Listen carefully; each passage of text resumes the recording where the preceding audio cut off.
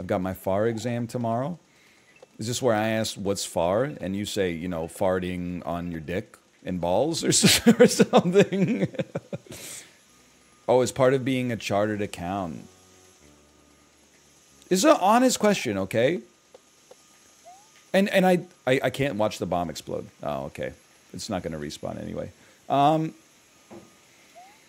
feel like I know that there's accountants who do things that are not just taxes. You got to be well accredited to be an accountant. But it seems also to be like one of those jobs where your peak skill as an accountant is like right before you take the exam. And then after that, like every year, aren't you just like sending people emails that are like, what percentage of your home do you use as a home office? And then like inputting numbers into a form. I'm not insulting the job at all. I'm just saying it seems like, or maybe it's like being a doctor, you know, where like, as you to pass the MCATs, you got to be like, and then coenzyme Q is used as a catalyst in order to, and then when you're actually a GP, every single meeting is like, you should lose 20 pounds. I'll see you in 2 years, right? It's like the same. I don't know if being a lawyer is like that. And again, I'm not elevating one profession above another. But I feel like as a lawyer, there's a lot of like, oh, well, there was one case in like 1975 where we established a precedent that's actually like it could be relevant in this. Like it seems like a lot of digging into course law and stuff like that. Or what's the word I'm looking for? The legal record. And I'm sure there's like accountants that do that. Like if the IRS sues you and you've got to be like, actually, I talk about working out on my stream. So my home gym is a home office. And also, sure, by area, my home gym is... Oh, we responded. By area, my home gym is only 10% of my house. But by mass, my home gym is 25% of my house. Because look at all these heavy plates. I thought you meant by mass. My mom's an accountant that works for the IRS. Oh! So she's like the Benedict Arnold of accountants? I'm joking. I don't know. I guess you would need some accountants to catch some accountants. That makes sense.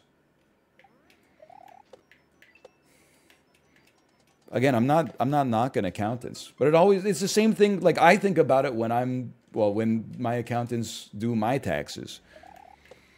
Because like they're all like, you know, they have their CPA, they have their CFA, and then like 90% of their communication for me is like, hey, just another reminder. If you could send over that receipt for the digital camera that you bought in February of last year, we could knock this out today. I'm like, they shouldn't have you.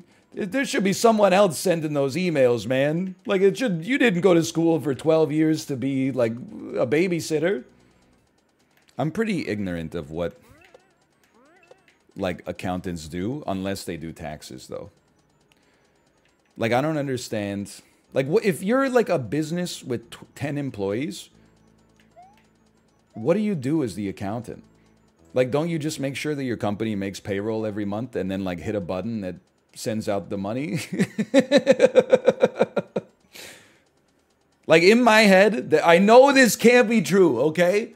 But in my head, that's like a 5 hours a month job. There has to be more, but like, don't they make sure they're not breaking any laws? I don't know. This is why I asked. Paying invoices and invoicing people? I got another issue, okay? And again, I don't really know how real business works. This is this will be a least entitled streamer bit, which, as you know, means that it's very entitled. What is all this invoicing stuff? Why are we bringing, I forget which stand-up comedian said it. Maybe it was Mitch Hedberg. Why are we bringing ink and paper into this? If you say you're going to pay me like X dollars when I do X service, after I do X service, why do I have to send you a piece of paper that is like, you owe me X dollars? And then they're like, oh, like according to the agreement we signed, we have like net 60. Like we don't have to actually pay you for 2 months after the services are rendered. And I'm like, listen, it doesn't put me out, but at the same time, I'm like, my ass did the service. Maybe I should have waited 2 months to do the damn service. Maybe you should pay me and then I'll do the service in 60 days. I'm not even going to respond to this. Are you married to an invoice? Like, I don't understand. Malf was complaining about this. Everybody complains. I mean, like, listen. It's the same thing like when you get paid. I mean, it's the same thing almost when you get paid by anybody, but like, or like any company. But it is annoying when you like do a service in January and then you get paid in like April. I can see getting paid like 2 weeks later, but getting paid 3 months later is like, what am I, chopped liver? I mean, I'll take it, don't get me wrong. It helps with cash flow. Oh, you mean companies aren't just sitting there with like all of their money shoved into like a corporate checking account? Are you telling me it's more complicated than my limited view of the world would have me believe? Are you... You can charge him interest past the 60th day? My ass doesn't want to do that, though. Also, what do I care about? I don't want to charge him, 7% interest annualized. They're late for 2 weeks. They're going to be like, okay, here's your extra $4. Just hook me up, man. I thought we were bros. I thought they were good for it. They teach to delay this thing in tech school. I'm just, honestly, I feel bad because from now on, well, now I was going to say I'm going to start paying my, like, electric bill on net 60, but I think my ass already does pay my electric bill on net 60, now that I think about it. Shout out to BC Hydro. Well, some bills are 60 days. I only get billed by our electric company and our water company 6 times a year. Some bills are every 30 days. And then some bills is like, you know, every day. Like if you go to Starbucks, I guess. It's not that wild. It's pretty much the same. Also, I understand the time value of money, okay? I mean, I understand the principle. I wouldn't say, like, I could put it into practice. Okay, my screen glitched there for a second.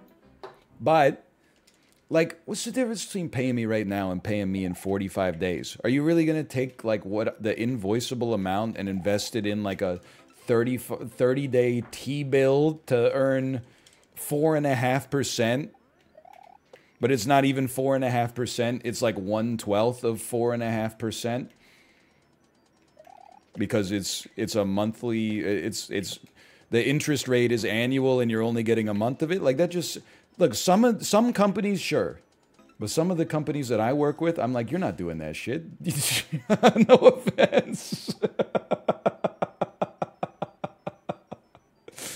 Some companies I see it, but so like Activision Blizzard, I'm like, I bet you got like a whole team there. But some of the companies I do sponsorships with, I'm like, I don't think so. I don't think you're like, okay, we have, this is the money coming out of the account in April. Take the cash in our checking account and then pop it into a 30-day T-bill. All I'm going to say is that if my ass pays you, get ready, because I'm going to become insufferable about it. No, because the thing is, as a one-man operation, when I receive a bill, I like to pay it right away. It pays for itself in the mental overhead. Like if I get a hydro bill and it's $200, my ass is not going to take $200 and throw it in a 1-month GIC and then pull it out and be like, joke's on you, motherfucker. Now I got like, you know, I got $200.82 and then I got to pay cap gains on the 82 cents. I gotta send my accountant like an itemized ledger that says, here's the 1-month T-bill I used. He's gonna charge me $100 just to open the PDF. Ah, man, it's not worth it. I guess that's true. Like if I died in 30 days or something like that, I guess they don't have to pay. Why do you have a mortgage then? So I didn't have the cash on hand to buy right away. Also, the expected return, you know, of the S&P 500 averages out to about 7% annually. And, you know, when mortgage rates were like 2.5%, you're like, I'd be leaving money on the table not to have my mortgage in the S&P 500, you know, generating a 5.5% delta while I wait. But, you know, we don't need to get into that. Also, yes, every time I die, I keep picking up my empty can of sparkling water and seeing if there's water in it, and then there's no water in it. Of course, subscribe if you want to see more in the future. For now, though, thanks for watching, and I'll see you next time.